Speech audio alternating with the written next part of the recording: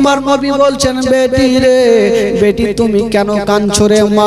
তোমার গরিবের সঙ্গে বিয়ে দিয়েছি, তার জন্য কি তুমি কাঁদছো? বলছেন আব্বা আমি সেটার জন্য কাঁদি না। আমার নবী বলছেন, বেটি রে আলী গরিব হতে পারে রে মা, কিন্তু আলীর সঙ্গে কাউরির তুলনা করা যাবে না। আবু বকর বলছেন, উমার পয়সার ঘামান দেখাও না, আমার আল্লাহ যদি রাজি হয় তবে নবী হয়তো রাজি হবে। কি করব? চলো আলীর কাছে চলো। এরা দুইজন যুক্তি করে আলীর কাছে হাজির। আলী কি হলো? বলো ভাই কি খবর তোমরা দুইজন আমার কাছে? বলো ভাই আজকে একটা কথা বলতে আসলাম। কি কথা?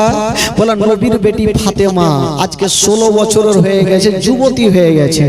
তাই ভাই আমাদের মন বলছে, দুল বলছে তুমি বিয়ের প্রস্তাব নিয়ে যাও, হয়তো নবী রাজি হবে। বলে ভাই আমি তো যাব, কিন্তু তোমরা বলো তোমরা কি গিয়েছিলে? বলো আমরা গিয়েছিলাম, নবী রাজি হয়নি।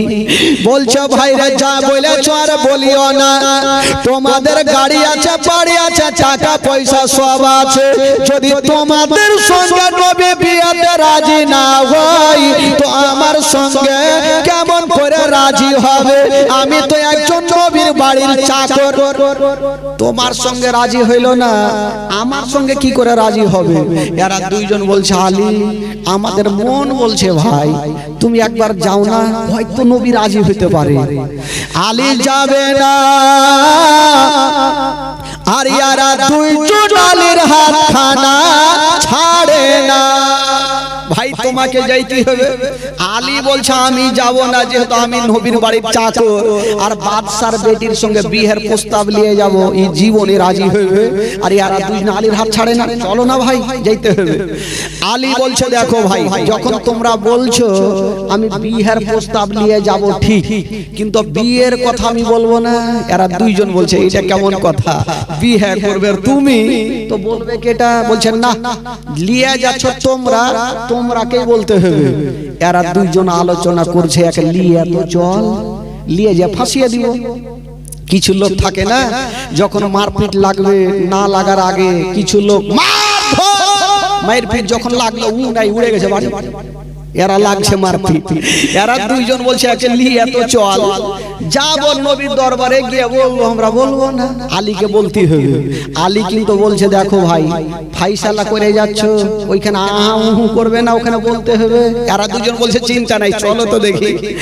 এরা তিনজন যুক্তি করে বাবা গো যাচ্ছেন আমার নবীর দরবারে। যুবকেরা ইনারা অর্ধেক রাস্তা গিয়েছেন, বাবা আমার মহান আল্লাহর অর্ডার হয়ে গেল। আল্লাহ বলে জিবরিল দেরি করো না, তাড়াতাড়ি করে চলে যাও, আমার নবীকে জানিয়ে দাও আলী আসে এখনই ফাতেমার জন্য বিয়ের প্রস্তাব নিয়ে। আমার নবীকে জানিয়ে দাও যে আসমানে আলীর সঙ্গে ফাতেমার বিয়েতে আমার আল্লাহ রাজি হয়ে গেছে। নবী গো আপনিও রাজি হয়ে যাও, আমার নবীকে জানিয়ে দাও আলী এখনই বিয়ের প্রস্তাব নিয়ে আসছে, তুমি জানিয়ে দাও যে আল্লাহ রাজি হয়ে গেছে, নবী গো আপনি রাজি হয়ে যান। যেমন এই কথা বলা জিবরিল আমিন ফেরেশতা সাথে আমার নবীর দরবারে হাজির হয়ে গেল। আসসালাতু ওয়াসসালামু আলাইকা ইয়া রাসূলুল্লাহ, আসসালাতু ওয়াসসালামু আলাইকা ইয়া হাবিবাল্লাহ। নবী বলে ভাই জিবরাইল বলো। বলছে নবী গো এখনই আলী আসছে আপনার বেটি ফাতেমার জন্য বিয়ের প্রস্তাব নিয়ে। নবী গো আমার আল্লাহ তাআলা রাজি হয়ে গেছে, নবী গো আপনি রাজি হয়ে যান। এই কথা বলে দিয়া জিবরাইল চলে গেল। আর ইয়ারা তিনজন যুক্তি করে আমার নবীর দরবারে হাজির হলো। এরা তিনজন গিয়ে হাজির, কেউ কোনো কথা বলে না, চুপচাপ দাঁড়িয়ে। আমার নবী জিজ্ঞেস করছেন আবু বকরকে, আবু বকর আচ্ছা বলো কেন এসছো? আবু বকর লম্বা সুরে বলছে মানে আমি জানি না। উমর কেন এসছো বলো? উমরও বলছে আমি জানি না। আলীকে জিজ্ঞেস করছে আলী কেন এসছো?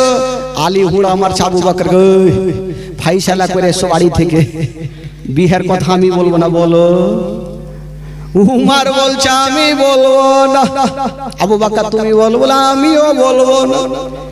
এরা দুজন আহা উহু শুরু করেছে ভাই। আমার নবী বলছে আলী আমি এদের কাছে শুনবো না, তুমি বলো কেন এসছো। আলী ভাবলি তো ফেঁসে গেলাম, এখন আমি একজন নবীর বাড়ির চাকর আর বাদশার বেটির সঙ্গে বিয়ের প্রস্তাব আমি কি করে দিব, একটা গরিব মানুষ দিতে পারবো না। আমার নবী বলছেন আলী আমি আবু বকরের কাছে শুনবো না, আমি উমরের কাছে শুনবো না, আমি তোমার জবান থেকে শুনতে চাই, বলো তুমি কেন এসেছো। আলী আবার হুড়া মারছে আবু বকর, আবু বকর বাড়ি থেকে ফয়সালা করে এসছো, একবার বলো কেন এসছো।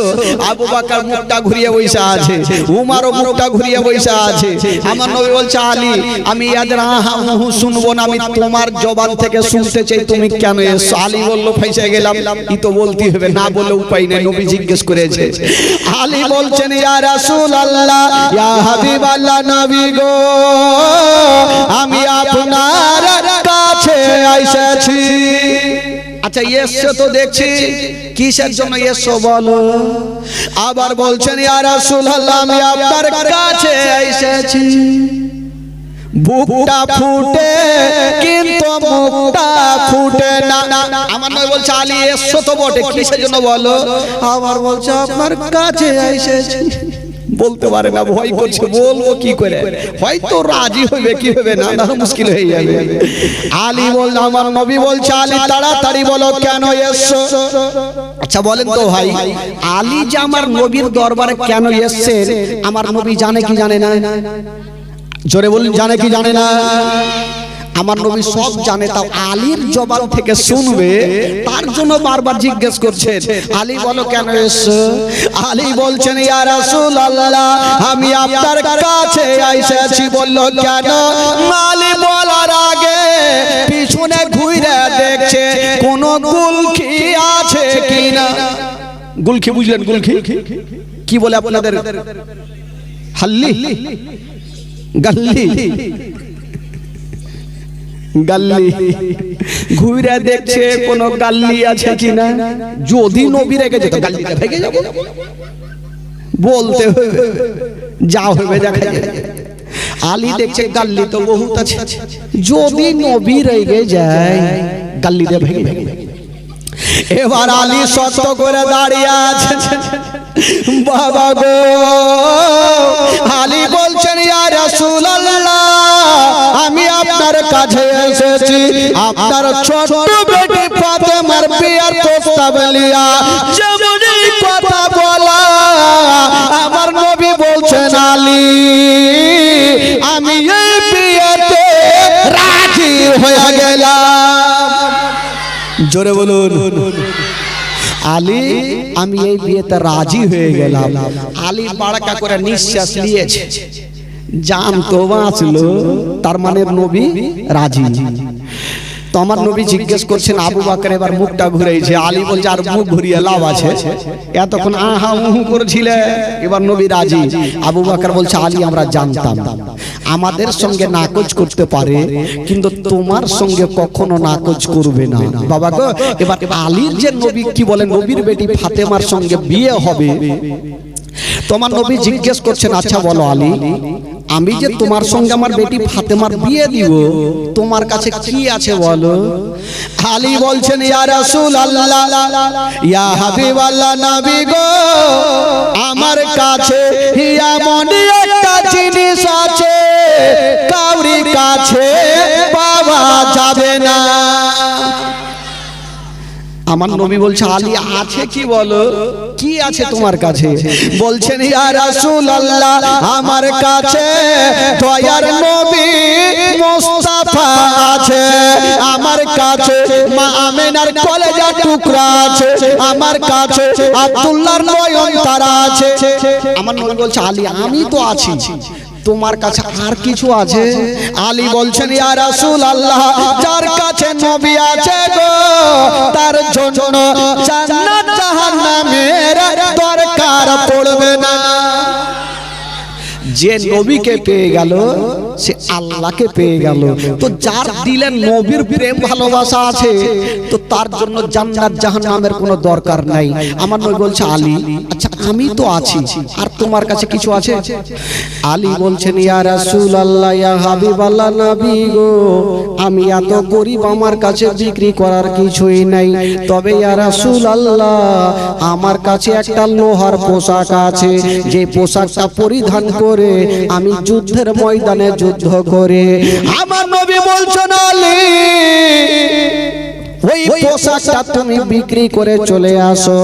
বাবা গো, আলী বাজারে গেল আর পোশাকটা বিক্রি করে কিছু টাকা আমার নবীর কদম মোবারকায় ঢেলে দিল। আমার নবী বলছেন ও বেলাল, দেরি করো না, এখান থেকে কিছু টাকা গুলা নিয়ে যাও আর কিছু খুরমা খেজুর নিয়ে চলে আসো। আমার আলীর সঙ্গে আমার বেটি ফাতেমার বিয়ে হবে। বেলাল গেল আর কিছু খুরমা খেজুর নিয়ে চলে আসিল।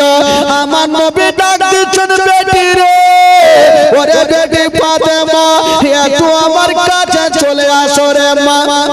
ফাতেমা চলে আসলো, আরে বেটি, আমি তোমার সঙ্গে আলীর বিবাহ দিব রে মা, তুমি কি রাজি আছো? ফাতেমা একটু মুস্কি মেরে হেসে ঘরে চলে গেলেন। জোরে বলেন সুবহানাল্লাহ। একটু মুস্কি মেরে হেসে চলে গেলেন, তার মানে ফাতেমা রাজি আছে। আজকাল বেটি যদি থাকতো তো বলতো না যে আলীর বাড়ি নাই, ঘর নাই, টাকা নাই, পয়সা নাই, গাড়ি নাই, বাড়ি নাই, ওই গরিবের সঙ্গে আমার বিয়ে, বেটিরা উত্তর দিয়ে দিত। কিন্তু ফাতেমা ভাবছেন আমার আব্বা যেটা করবে সেটা ভালো করবে, কখনো খারাপ করবে না। ফাতেমা রাজি। যেমনই ফাতেমা রাজি হয়ে গেল, বাবা গো, এইখানে অনেক লম্বা ঘটনা আছে, একটু গিয়া যাই বন্ধুরা, যুবকেরা। এবার আলীর সঙ্গে ফাতেমার বাবা গো বিয়ে কমপ্লিট হয়ে গেল, বিয়ে পড়ানো হইল। যেমনই বিয়ে হইল বন্ধুরা, ও মা গো, আজকাল যখন বিয়ে হয় বাবা, আজকাল যখন বিয়ে হয় তো নতুন বউকে আরমান করে নিজের শ্বশুর বাড়িতে নিয়ে যায়। নিয়ে যায় কি যায় না ভাই? নিয়ে যাই। ফাতেমাকে নিয়ে যাবে কোথায়? আলীর তো কোনো বাড়ি নাই, কোনো ঘর নেই। একে তো বলে জীবনী ভাই, সোহদায়ে কারবালার জীবনী শুনে এমনও কোনো লোক নাই যে তার চোখের পানিটা পড়বে না।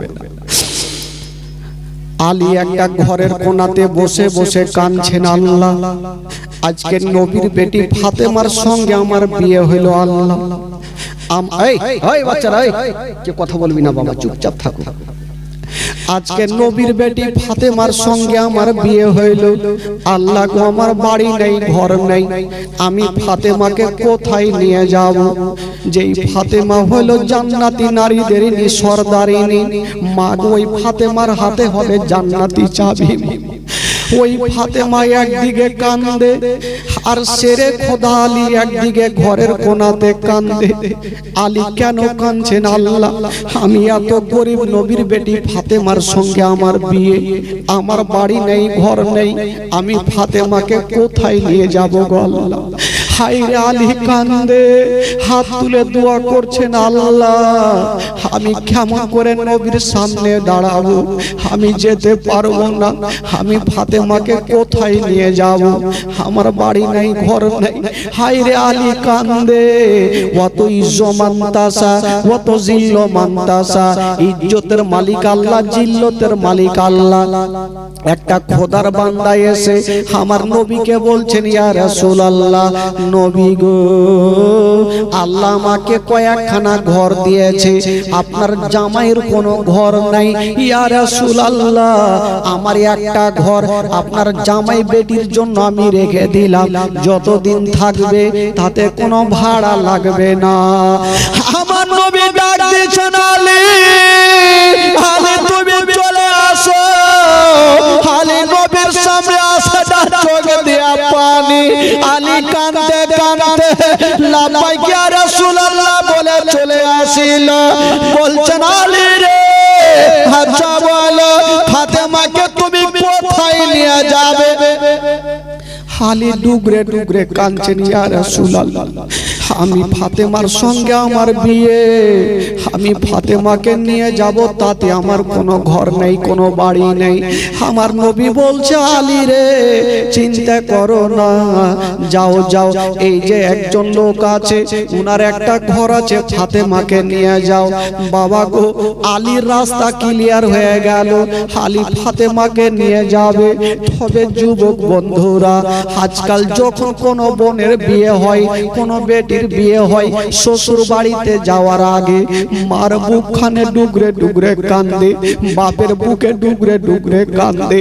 ফাতেমা যখন যাচ্ছেন বিদায় হয়ে মা, ওই ফাতেমা কাঁদতে লাগলো। আমার নবী বলছেন বেটি রে, আজকে তুমি শ্বশুর বাড়ি যাচ্ছ রে মা, তবে তুমি কেন কাঁদছো রে মা? হায় রে নবী নন্দিনী ফাতেমা বলছে না পাগো, আমি শ্বশুর বাড়িতে যাচ্ছি আব্বা, সেটার জন্য আমি কাঁদি না গো আব্বা। আব্বা গো, আজকে আমি যাচ্ছি আব্বা, যদি আমার মা থাকতো আব্বা, আমাকে বুকখানে জড়িয়ে একটু গালে বুকে চুমা দিত। আব্বা আমার জগতে মা বেঁচে নেই, মা গো, বেটি যার মা বেঁচে নাই তার দুনিয়াটা অন্ধকার। ফাতেমা মার জন্য ডুগরে ডুগরে কাঁদছে, বলছে না আব্বা গো, আজকে যদি আমার মা থাকতো, আমার মা আমাকে বুকখানে নিয়ে একটু গালে মুখে চুমা দিয়ে বলতো বেটি রে যাও, তুমি চলে যাও রে মা, আমাকে সান্ত্বনা দিয়ে পাঠাতো। কিন্তু আমি 7 বছর বয়সে নিজের মাকে হারিয়ে দিয়েছি। হায় রে ফাতেমা টুকরে টুকরে কাঁদছে না গো, কোন ফাতেমা মা? যেই ফাতেমা সন্ধ্যার সময়তে সাজদাতে যেতেন, সকাল হয়ে যেত একটা সাজদা খতম হতো না। ওই ফাতেমা সন্ধ্যায় সাজদাতে যেতেন, সকাল হয়ে যেত একটা সাজদা খতম হইতো না। ওই ফাতেমা কাঁদছেন আব্বা, আজকে আমার মা জগতে নেই। বলি আব্বা দুনিয়াতে কিছুই নেই। আমার নবী বলছেন বেটি কাঁদিও না, যাও তুমি ফিরে যাও রে মা, তোমার শ্বশুর বাড়িতে যাও। হায় রে, আমার নবী ফাতেমাকে বুকখানে ভরে নিয়েছেন বাবা। ফাতেমা ডুগরে ডুগরে আব্বার বুকে ঢুকে কাঁদছেন বাবা। হায় রে নবী নন্দিনী ফাতেমা বলছেন আব্বা গো, এবার আমাকে বিদায় দেন আব্বা। এবার ফাতেমাকে বিদায় দিচ্ছেন বাবা। ফাতেমা যাচ্ছেন, আমার নবী সান্ত্বনা দিয়ে বলছেন মা যাও রে বেটি যাও, আমি কথা দিলাম মা কয়েকদিন পরে তোমাকে দেখার জন্য আসিব রে মা। তবে বাবা গো, ফাতেমা চলে যাচ্ছেন, চলে যাচ্ছে না, যেমনই গিয়েছেন বাবা। ফাতেমা যেমনই ঘরের মধ্যে যাওয়া, কেউ বলেছে সন্ধ্যার সময়, কেউ বলেছে ভোরের সময়। ফাতেমার গেটে যেন আমার নবী ডাক দিচ্ছেন, ফাতেমা দরজা খুলো রে মা। আমার নবী ভাবছে, ফাতেমা ভাবছেন আল্লাহ এটা তো আমার বাপের গলা লাগে, আমার আব্বা 5টা মিনিট আমাকে না দেখলে থাকতে পারে না, আমার আব্বা কি চলে এসেছে। আমার নবী ফাতেমাকে এত ভালোবেসেছেন বাবা। বাবা গো, ফাতেমা ভাবছেন আল্লাহ আমার আব্বা 5টা মিনিট আমাকে না দেখলে থাকতে পারে না, আমার আব্বা কি চলে এসেছে। ফাতেমা দৌড় দিয়ে গেল, দরজা খুলেছেন বাবা। যেমনই দরজা খুলেছেন, হায় রে আমার নবীর উপরে নজর পড়ে গেল। আমার নবী দাঁড়িয়ে আছে মা, কিন্তু নবীর চোখ দিয়ে টস টস করে পানি ঝরছে। হায় রে ফাতেমা বলছেন আব্বা আপনি কাঁদছেন কেন আব্বা? বলছেন বেটি রে, বেটি আমি কাঁদছি কেন রে মা তোমাকে পরে বলবো, একবার আমাকে ঘরের মধ্যে নিয়ে চলো। ফাতেমা বাপের হাতখানা ধরে ঘরের মধ্যে নিয়ে চলে গেছেন বাবা। যেমনই ঘরে গিয়েছেন বাবা গো, আমার নবী বলছেন বেটি তুমি 1 লোটা পানি আনো মা। 1 লোটা ফাতেমা দৌড় দিয়ে গেল, 1 লোটা পানি এনে বাপের সামনে রেখেছে। আমার নবী একটা দম করে দিয়া ওই পানিতে ফু মেরে দিয়া পানি পানিগুলা হাতে নিয়ে ফাতেমার চেহারাতে ছিটা মারছেন, ডাক দিচ্ছেন, বেটি রে আমার জামাইকে ডাকো, আলীকে ডাকো। আলীকে ডাকা হইল, আলীর চেহারাতে ছিটা মারলেন। আমার নবী বলছেন, বেটি রে এবার আমি চললাম রে মা। যেমনই চললাম কথাটা বলেছে, ফাতেমার থাকতে পারলেন না। ফাতেমা এই ছেলে বস বস, ফাতেমা থাকতে পারলেন না। ফাতেমা ডুগরে ডুগরে কাঁদতে লাগলো। আমার নবী বলছেন, বেটি রে বেটি তুমি কেন কাঁদছো বলো?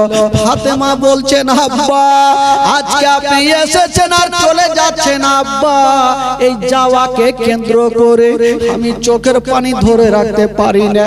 কেন রে বেটি? আব্বা গো আজকে আপনি এসেছেন আমার বাড়িতে, আমার মা যদি আসতো তবে আমার মা আমাকে বুকখানে নিয়ে একটা রাত ঘুমাতো, আমার মা আমাকে আদর করতো, আমার মা আমাকে ভালোবাসতো, আমার মা গালে মুখে আমার চুমা দিত। আমার মা নেই বলি আমার দুনিয়াতে কিছুই নাই। ও যুবকেরা পৃথিবীতে সব খুঁজে পাবেন গো, কিন্তু মার মতো একটা মা খুঁজে পাবেন না। ফাতেমা ডুগরে ডুগরে কাঁদছে। আমার নবী বলছেন, বেটি রে কপালে যেটা লেখা আছে সেটা হবে রে মা, কপালে যেটা লেখা আছে সেটা হবে রে মা। হায় রে নবী নবীর ফাতেমা বলছেন, আব্বা গো আমি মাকে ছাড়া যে থাকতে পারি না আব্বা, আমি মাকে ছাড়া থাকতে পারি না। বাবা গো সেই দিন ফাতেমার যখন চোখের পানি থামে না, আমার নবীর জবান থেকে একটা কথা বেরিয়ে গেল, তীরের মতো কথা বের হলো। ফাতেমার কান্না বন্ধ হয়ে গেল। মা কি কথা বলেছিল? বলেছিলেন, বেটি রে তুমি তো 7 বছর বয়সে তোমার মাকে হারিয়েছিলে, বাপের বুকে ঢুকেছিলে। মা আমি তো 6 বছর বয়সে আমার মাকে হারিয়েছিলাম, আমি মার ভালোবাসা পাইনি। 6 বছর বয়সে আমার মা আমাকে ছেড়ে চলে গেছিল। মা যখন চলে গেল আমি আব্বার বুকে ঢুকতে পাইনি, যেহেতু আমি মার গর্ভে থাকতে নিজের আব্বা জানকে হারিয়েছিলাম। বাবা গো আমার নবী মার বাপের কথা মনে পড়ে গেল। আমার নবী ডুগরে ডুগরে কাঁদতে লাগলো। হায় রে নবী নন্দের ফাতেমা বাপের চোখের পানি খানা মুছে দিচ্ছেন। আব্বা আপনি কাঁদবেন না, আব্বা আপনি কাঁদবেন না, আব্বা গো আপনি চোখের পানি ফেলবেন না। কথা দিলাম আব্বা আমি আর চোখের পানি ফেলবো না গো আব্বা, আমি মার জন্য কাঁদবো না গো আব্বা। বাবা গো হায় রে নবী নন্দিনী ফাতেমা বাপের চোখের পানি মুছে দিচ্ছেন, পরিষ্কার করছে না। কিন্তু আমার নবী বলছেন, বেটি রে বেটি তুমি কেন কাঁদছো রে মা? তোমার গরিবের সঙ্গে বিয়ে দিয়েছি তার জন্য কি তুমি কাঁদছো? বলছেন, আব্বা গো আমি সেটার জন্য কাঁদি না। আমার নবী বলছেন, বেটি রে আলী গরিব হতে পারে রে মা, কিন্তু আলীর সঙ্গে কাউরির তুলনা করা যাবে না। জোরে বলুন, আলীর সঙ্গে কাউরির তুলনা করা যাবে না রে মা। আলীর ব্যবহার এত সুন্দর রে মা। ওরে বেটি ফাতেমা তবে একটা কথা তোমাকে বলে যাই রে মা, আলীকে কোনোদিন কষ্ট দিও না, আলীকে কোনোদিন দুঃখ দিও না। ও বেটি আলীকে একটা বড় কথা বলিও না।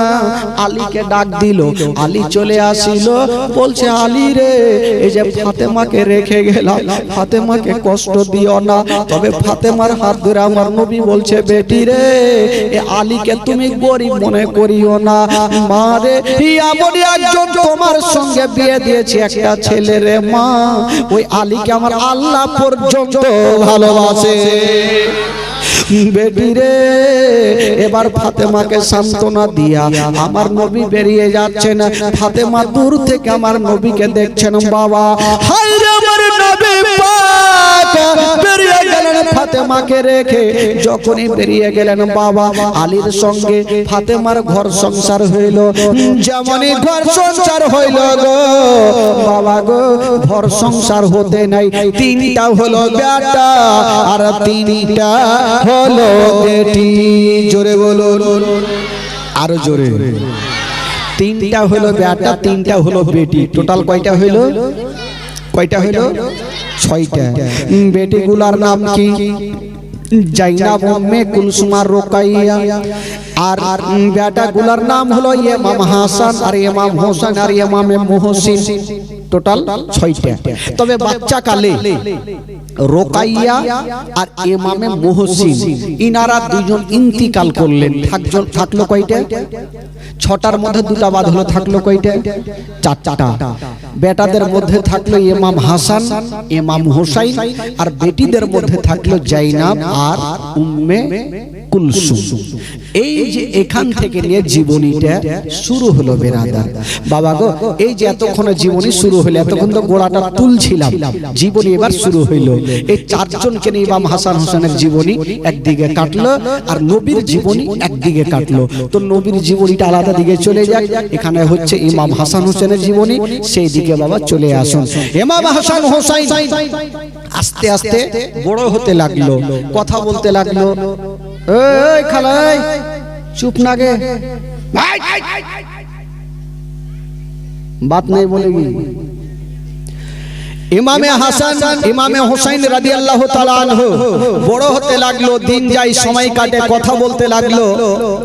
দোনো ছেলে একদিন সিলটে লেখা লিখেছেন। সিলট বুঝলেন? সিলট কি বলে আপনাদের ভাষা, কি বলে ওটাকে? কি সিলাট? কোন ঢেবে এগুলা কথা? সিলাট নাকি?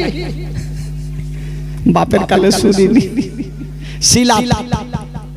তো সিলটে লিখেছে দোনো ভাই, ইমাম হাসান আর কে ইমাম হোসেন, দোনো ভাই লিখেছেন। ইমাম হাসান বলছে ভাই, ইমাম হাসান বলছে ছোট্ট ভাইকে, ভাই রে আমি যে লিখেছি আমার লেখাটা ভালো, তোমার লেখা থেকে আমার লেখা ভালো। আর ইমাম হোসেন বলছে তোমার মাথা খারাপ, তোমার থেকে বেশি আমার লেখা ভালো। দোনো ভাই ভাই কম্পিটিশন শুরু করলো।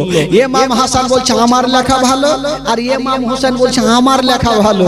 তো দোনো ভাই যখন কম্পিটিশন করলো, ইমাম হাসান বলছে দেখো ভাই, তুমি তোমার লেখা ভালো বলছো, আমি আমার লেখা ভালো বলছি, ভাই চলো মার কাছে চলো, মা যেটাকে ভালো বলবে সেটাই হলো ভালো, আর যেটা খারাপ বলবে সেটা হলো খারাপ। চলো দোনো ভাই দুইখানা সিলট নিয়ে বাবা মার কাছে হাজির হয়ে গেল।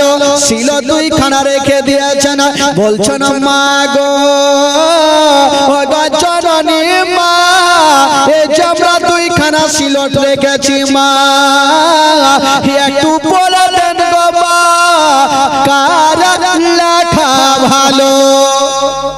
আচ্ছা বলুন তো ভাই, আজকাল যদি আমার মা বোনদেরকে বেটা বেটিরা প্রশ্ন করে যে মা গো কার লেখা ভালো, তো 1 সেকেন্ড তো দেরি হবে না উত্তর দিতে, চট করে বলবে যে বড় লেখার ভালো ভালো, না হলে ছোট বেটার লেখা ভালো।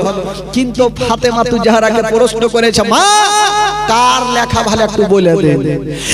ফাতেমা একবার বড় বেটার দিকে দেখছেন, আর একবার ছোট ছেলের দিকে দেখছেন। ফাতেমা ভাবছেন আল্লাহ এখন যদি বলে ইমাম হাসানের লেখা ভালো, তবে ইমাম হোসেন কষ্ট পাবে, আর যদি বলে দি ইমাম হোসেনের লেখা ভালো, তবে ইমাম হাসান কষ্ট পাবে। আল্লাহ আমি কোন বেটাকে দুঃখ দিব না, কোন বেটাকে দুঃখ দিব না। ফাতেমা বলছেন বেটারে তোমরা যে প্রশ্ন করেছ বেটা, ইয়ার উত্তর আমি দিতে পারবো না। কেন রে মা, কোন এমন শক্ত প্রশ্ন যে উত্তর দিতে পারবেন না? বলে না রে বেটা আমার দ্বারাই হবে না। তাহলে কোথায় যাব মা, কার কাছে উত্তর পাবো? ওইখানেই যাব। বলে যাও বেটা তোমার আব্বার কাছে চলে যাও, তোমার আব্বা আলীর কাছে যাও, প্রশ্নের উত্তর পেয়ে যাবে। দোনো ছেলে বলছে ঠিক আছে, যখন বাপের কাছে পাবো তো যাবো না কেন। দোনো বেটা আবার গুটি গুটি পায়ে দুইখানা সিলট নিয়ে পৌঁছে গেল শেরে খোদা আলীর কাছে।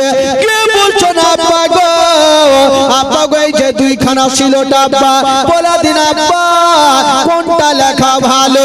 শেরে খোদা আলী বলছেন বেটারে আচ্ছা বলো বলো এই প্রশ্নের উত্তর তোমার মার কাছে কি নিয়ে গিয়েছিলে? দোনো বেটা বলছেন আব্বা আমরা মার কাছে নিয়ে গিয়েছিলাম, মা বলতে পারেনি। আলী বুঝে গেল যে ফাতেমা বলেনি কেন, ফাতেমা বলেনি আর আমি বলতে পারি।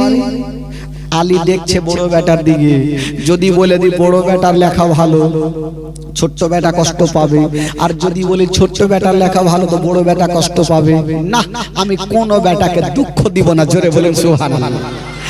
আলী বলছেন বেটারে তোমার মা যখন পারেনি আমিও বেটা পারবো না। আব্বা এটা কেমন কথা বলছেন? এই সামান্য প্রশ্নের উত্তর আপনিও পারবেন না, মাও পারবেন না, তো যাবো কোনঠে বলেন দেখি। শেরে খোদা আলী বলছেন বেটারে তোমাদের এমন একজনের কাছে পাঠাবো উনার দরবার থেকে কোন প্রশ্ন ঘুরে যায়নি রে বেটা। যাও যাও আব্বাকার কাছে বলো বেটারে তোমার নানা নবী মুস্তাফার কাছে চলে যাও। ইনারা দুইজন বললেন নানার কাছে যাও। ঠিক আছে, ইনারা আবার দুই গুটি গুটি পায়ে দুইখানা সিলট নিয়ে নানার সামনে গিয়ে রেখে দিয়েছে। নানা নানা গো নানা কি হলো? আর আমার নবী পাক দোনো নাতিকে এত ভালোবেসেছেন ভাই, সুবহানাল্লাহ, প্রচুর ভালোবাসতেন। আমার নবী একটাই কথা বলেছিলেন, ইমাম হাসান হুসাইন হচ্ছে আমার দেহের টুকরা। জোরে বলেন সুবহানাল্লাহ। এত ভালোবেসেছেন। আজকালও যখন কাউরি নাতি হয় তো নাতিকে বেশি ভালোবাসে না নানারা ভালোবাসে না? বেশি ভালোবাসে। কিন্তু ফের ওই রকম করিয়ে না নানা নাতি জালসা শুনতে গেছে ভাই, জানেন জালসা চলছে, নানা নাতি গেছে, মাওলানা সাহেব বলছে ঘুটনির ওপর থেকে লুঙ্গি কেউ তুলিও না। নানা নাতি বস নানা নাতি কিন্তু শুনেছে, আমল করেছে, বাপরে ঘুটনির ওপর থেকে লুঙ্গি তুলতে হবে না। নানা নাতি জালসা শুনে চলে গেছে, একটা নদী পার হয়েছে, তো পার যখন হইল তো নাতির গোটা লুঙ্গি ভিজে গেছে, নানার কিচ্ছু ভিজেনি, শুকনা। তো নাতিকে জিজ্ঞেস করছে নানা কি হলো নানা তোর লুঙ্গি কেন ভিজলো? বলে ধুর আপনি জালসাতে শুনলেন না, মাওলানা সাহেব বলেছে ঘুটনির ওপর থেকে লুঙ্গি না উঠে পানি বেড়েছে লুঙ্গি ভিজে গেছে। তো নাতি জিজ্ঞেস করছে নানা তোমার সুখা কিনে? বলে ধুর পাগলা, যেমন যেমন পানি বেড়েছে তেমন তেমন লুঙ্গি তুইলেছি।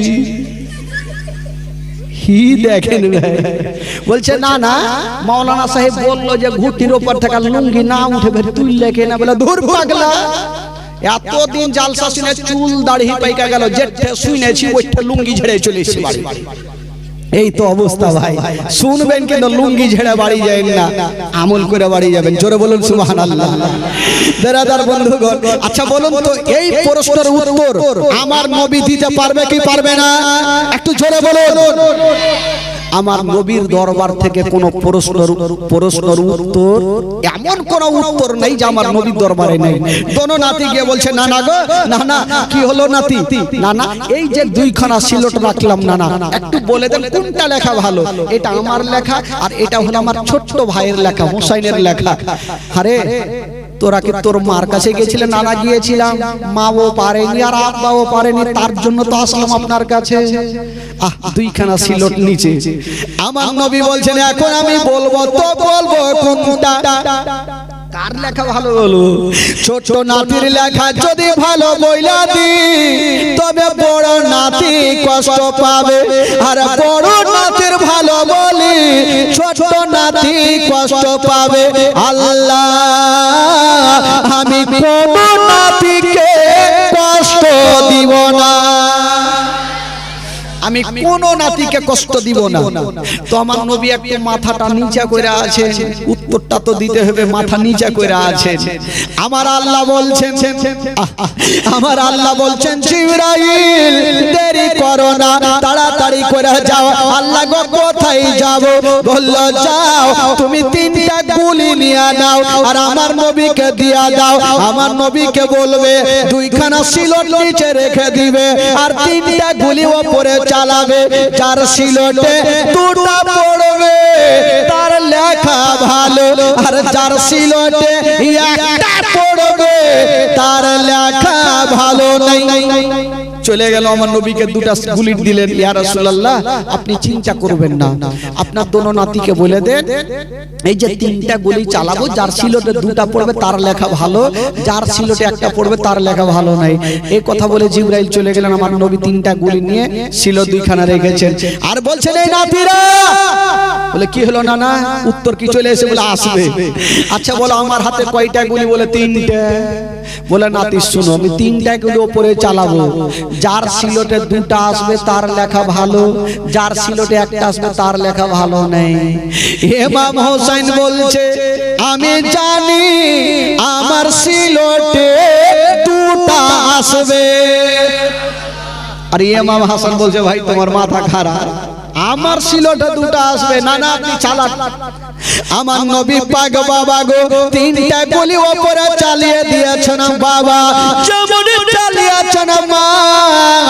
ইমাম হাসান বলছে গুলি রে আমার সিলটে দুটা চলে আর ইমাম হোসেন বলছে খবরদার যাবি না আমার সিলটে দুটাই গুলি বাবা ঘুরতে ছিল যুবকেরা তিনটা গুলি চালিয়েছেন একটা পড়ে গেল ইমাম হাসানের সিলটে আর একটা পড়ে গেল ইমাম হোসেনের সিলটে আচ্ছা বলুন তো ভাই আমার নবী কয়টা গুলি চালিয়েছিলেন জোরে বলুন কয়টা একটা কুণ্ঠে গেল দুইটা দুই সিলটে পড়ে আছে একটা লক্ষ্য করে দেখছেন বাবা ওই একটা গুলি হাওয়ার গতিতে বান বান কইরা ঘুরছে ও ঘুরছে কোনো দিকে পড়ে না ইমাম হাসান বলছে ঘুরতে হবে না আমার সিলটে আই আর ইমাম হোসেন ওদিকে বলছে খবরদার যাবি না আমার সিলটে গলিও বেচারা চিন্তা করছে আমি করি তো করি কি এখন কোন দিকে যাব এখন যদি এই বড় ভাই হাসানের সিলটে যাই ইমাম হোসেন কষ্ট পাবে আর নবীর নওয়াসাকে যদি কষ্ট দেয় আমার নবী কষ্ট পাবে আর নবী যদি কষ্ট পায় আমার আল্লাহ নারাজ হয়ে যাবে তাই গুলি চিন্তা করছে আমি যাব তো যাব কোন দিকে ইমাম হাসান বলছে আমার সিলটে আই ইমাম হোসেন বলছে আমার সিলটে গুলি বাবা ঘুরতে আছে কোন দিকে যাই না আমার আল্লাহর ওয়ার্ডার হয়ে গেল আল্লাহ বলে জিবরাইল দেরি করো না তাড়াতাড়ি করে চলে যাও আল্লাহ গো কি করব বলে যেই গুলিটা ঘুরতেছে তুমি ওই গুলিটাকে দুই খণ্ড করে দাও এক খণ্ড ইমাম হাসানের সিলটে দিয়া দাও আর এক টুকরা ইমাম হোসেনের সিলটে দিয়া দাও ও যুবকেরা সাত করে জিবরিল আমিন ফেরেশতা হাজির হয়ে গেল যেই গুলিটা ঘুরতে ছিল বাবা গো দুই খণ্ড করে দিয়েছেন বাবা এক খণ্ড ইমাম হাসানের সিলটে আর এক টুকরা ইমাম হোসেনের সিলটে বাবা গো আমার নবী বলছেন ওরে আমার নাতিরা তোমরা ভালো করে দেখালাও তোমাদের দুইজনেরই লেখা একই সমান তোমাদের দুইজনেরই লেখা একই সমান তার মানে দেড় খান করে গুলি পড়েছে একই সমান আমার নবী এমন বিচার করেছিলেন বাবা গো দোনো নাতি খুশি হয়ে গেল নানা গো নানা যেন তাই হয়েছে নানা বাবা গো দোনো নাতি খুশি হয়ে গেল দিন যাই সময় কাটে দিন যাই সময় কাটে এ যুবক বন্ধুরা আসুন একটা ঘটনা হবে ভাই এমন কোন লোক নাই যে তার চোখের পানি পড়বে না ভাই আমি বলবো সোনারে এই জীবনীটা শুনে যখন আমি বইয়ে পড়েছিলাম নিজের চোখের পানি ধরে রাখতে পারিনি ভাই আজকে আপনাদের সম্মুখে আলোচনা করছি একটু মন দিয়ে শুনবেন তবে আসুন একবার জোরে সোরে আগে দুরূদ পাক পড়ুন আল্লাহুম্মা সাল্লি আলা একটু আওয়াজ বলতে ভাই বসে আওয়াজ দেন একটু ওয়া আলা আলি সাইয়্যিদিনা ওয়া আলা আলি সাইয়্যিদিনা মাওলানা মুহাম্মদ সাল্লাল্লাহু তাআলা আলাইহি ওয়াসাল্লাম একবার গোটা মাজমা একটু হাত তুলে বলুন তো সুবহানাল্লাহ চাদর যারা নিয়েছে রেখে দিন চাদর চাদর থাকলেই জ্বালা আছে গোটা মাজমা বলুন ইয়া রাসূলুল্লাহ বলুন ইয়া হাবিবাল্লাহ পিছনে ভাই তোমার কে হাত নেই হ্যাঁ হাত তুলতে পয়সা লাগবে ভাই কোনো পয়সা লাগবে না আমার স্টেজে বসে হাত তুলতেই হবে বেরাদার। তবে আসুন একটু মদিনা থেকে ঘুরে আসি, তারপরে ইনশাআল্লাহুল আজিজ এই দুঃখের বয়ানটা তুলবো, মন শান্তি হয়ে যাবে। ভাই মাগো একটু চুপচাপ বসে থাকেন মা, আসুন একটু মদিনা চলুন। আচ্ছা বলুন তো ভাই, যিনারা মদিনা যাবেন একটু হাত তুলে দেখান তো, যারা মদিনা যাবেন একটু হাত তুলেন। আগে মা আগে ভাবছে টাকা নাই তো কেমন করে যাও। টাকা লাগবে না ভাই, টাকা লাগবে না, লাগবে দিল। যার দিল আছে তার মদিনা আছে, যার দিল নাই তার মদিনাও নেই। তো যখন ওইখান থেকে যাওয়া হবে না, তো চলুন সুব্রাতি টোলা থেকে ঘুরে আসি, বিনা টাকাতে মদিনা যাব। চলুন আমার সঙ্গে গোটা মাজমা চলুন।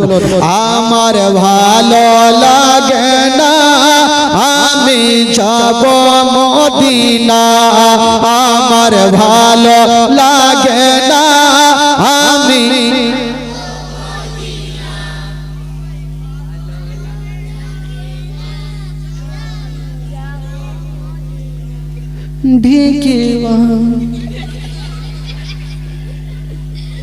এতগুলা বসে থেকে এরকম করবেন? হাড্ডা হাড্ডি সবাই বসে আছেন, এত সুন্দর প্যান্ডেল ভাই, নবীর মাহফিলে বসে এরকম চলবে না। গোটা মাজমা পড়েন, যদি পড়াতে গুনাহ হয় আমাকে দিবেন, আর নেকি যদি হয় আপনারা বাইটে চড়ে ভাগ করে আত্মনিকারকে লেলি। হ্যাঁ পড়ুন আমার সঙ্গে। আমার ভালো লাগে না আমি, আমার ভালো লাগে না আমি মদিনাতে না গেলে মন শান্তি হবে না, আমার ভালো লাগে না আমি, জোরে জোরে আমার ভালো লাগে না, আমার ভালো লাগে না। মনে আছে যে আশা নবী গো হবে তোমার সঙ্গে দেখা, মনে আছে যে আশা নবী গো হবে তোমার সঙ্গে দেখা। গো পাখির মতো থাকো তো উড়ে যাব মদিনায়, আমার ভালো লাগে না, আমার ভালো লাগে না আমি পাঁচ ওয়াক্ত নামাজ যারা করিবেন আদায়, পাঁচ ওয়াক্ত নামাজ যারা করিবেন আদায়, ও গদা মাছ না পড়লে পরে নেকি মিলবে না, আমার ভালো লাগে না, জোরে জোরে আমার ভালো, আমার ভালো লাগে না আমি তাফাজুল ইসলাম আজ জীবনী করে, তাফাজুল ইসলাম আজ জীবনী করে, এই জীবন না শুনলে নেকি মিলবে না, আমার ভালো লাগে না, আমার ভালো লাগে না আমি। একবার মোহাম্মতে বলুন সুবহানাল্লাহ। আসুন ভাই এই দুঃখের বয়ানটা একটু শুনেন, তবে খোদার কসম কেউ উঠবেন না ভাই। আপনারা একটু আগে চলে আসেন তো ভাই, খালি একটু চলে আসেন তো সোনা, একটু আসেন ভাই, চাচা একটু চলে আসেন না, একটু সেটে সেটে বসে যান না। ও ভাই লালগঞ্জি, পিছনে লালগঞ্জি ভাই আছে, একটু আগে আসো সোনা আমার, কই যে একটু আগে বসেন। হ্যাঁ একদম ঠান্ডা মাথায় বসে থাকেন, ঘটনা শুনেন। হ্যাঁ বসে যান। হ্যাঁ মাশাআল্লাহ। হ্যাঁ নিচে বসে যান, নাহলে চেয়ার থেকে ফের পড়ে টড়ে যাবেন, ঘুম টুম লাগবে, দাঁত নাক ভাঙবে কার। আচ্ছা এবার সুন্দরভাবে বসেছেন, একবার তাহলে বলে দিন সুবহানাল্লাহ, একটু জোরে বলেন সুবহানাল্লাহ বলতে গুনাহ নাই ভাই, নেকি আছে। আপনারা নেকির জন্য এসেছেন না গুনার জন্য এসেছেন বলুন তো? নেকি যখন নিতে হবে তো কেউ চুপচাপ থাকবে না, গোটা মাজমা জোরে বলুন সুবহানাল্লাহ, মাশাআল্লাহ। শুনেন মা গো, এই ঘটনাটা একটু আপনারা মন দিয়ে শুনেন মা। একদিন নবী নন্দিনী ফাতেমা ইমাম হাসান হুসাইন যখন 4 থেকে 5 বছর বয়স,